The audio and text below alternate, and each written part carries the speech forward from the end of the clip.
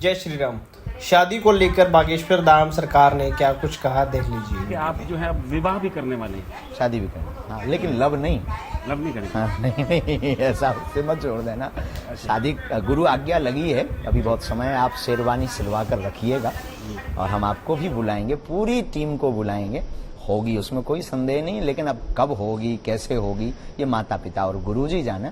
अभी गुरु आज्ञा लगी है। बागेश्वर बाबा के नाम से प्रसिद्ध बाबा धीरेन्द्र कृष्ण शास्त्री ने एक इंटरव्यू में अपनी शादी को लेकर साफ साफ खुलासा किया है। लव मैरिज और शादी के सवाल पर उन्होंने क्या जवाब दिया, वो सुनिए। महाराज जी, हमने आपके जो ये वीडियोस वगैरह देखे तो उसमें सुना कि आप जो है विवाह भी करने वाले हैं। शादी भी करने, हाँ, लेकिन लव नहीं। लव नहीं करेंगे। हाँ, नहीं ऐसा उससे मत छोड़ देना। शादी गुरु आज्ञा लगी है, अभी बहुत समय है। आप शेरवानी सिलवा कर रखिएगा और हम आपको भी बुलाएंगे, पूरी टीम को बुलाएंगे। होगी उसमें कोई संदेह नहीं, लेकिन अब कब होगी, कैसे होगी, ये माता पिता और गुरुजी जाने।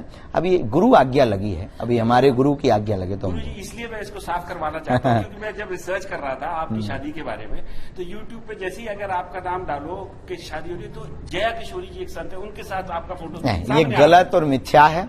हमारा कोई ऐसा भाव नहीं, हम तो कभी इस भाव में जिए ही नहीं। और बहन की दृष्टि से हम देखते हैं, लोगों ने ये झूठ मूठ कर न जाने क्या क्या बना दिया है। ये बहुत, इससे हम आक्रोशित भी हुए। हमने एक वो भी निकलवाया था, स्टेटमेंट भी निकलवाया था कि हम कार्रवाई करवाएंगे।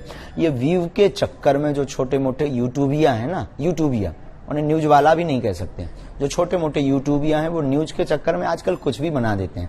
जब नाम होता है तो बदनाम तो पीछे जुड़ ही जाता है। अच्छा महाराज जी, मेरा एक और सवाल आपसे है कि जैसे आपने कहा कि आप शादी करने वाले हैं, तो आप एलिजिबल हैं, सबको मालूम है एलिजिबल हैं, तो आपके प्रति आकर्षित भी हैं लोग, इसमें कोई संदेह नहीं है। मैंने आपका एक वीडियो देखा जिसमें एक महिला आपको बाबू कह रही थी, आपने टोका भी उनको।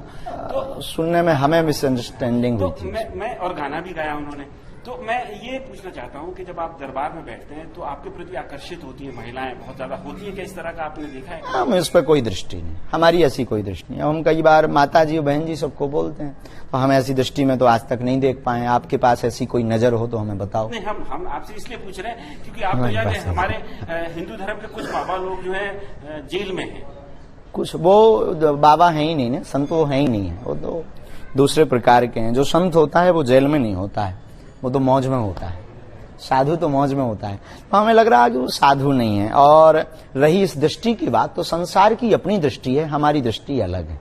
दरअसल सोशल मीडिया पर अक्सर ये अफवाह देखने को मिलती थी कि जानी मानी कथावाचिका जया किशोरी की शादी धीरेन्द्र कृष्ण शास्त्री से होने वाली है, जिसे बागेश्वर बाबा ने साफ तौर पर नकार दिया और इसे महज एक अफवाह बताया।